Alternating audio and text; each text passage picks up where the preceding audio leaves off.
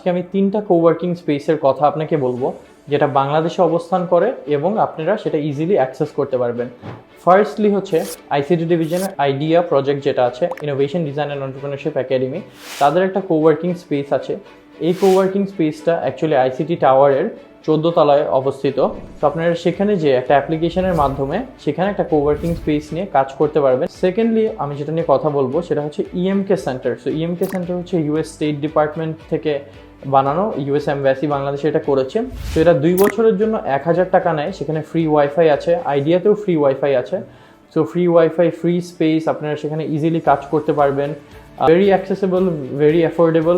এরপরে আমি যেটা বলবো সেটা হচ্ছে ঢাকার বাইরে অবস্থিত একটা কোওয়ার্কিং স্পেস যেটার নাম হচ্ছে স্টার্টআপ চট্টগ্রাম। চট্টগ্রামে একটা বিল্ডিং আছে, আমি যতটুকু জানি হাইটেক পার্কের একটা বিল্ডিং, সেই বিল্ডিংয়ে এটা অবস্থিত। It's a huge space, every facility is there. So যারা ঢাকা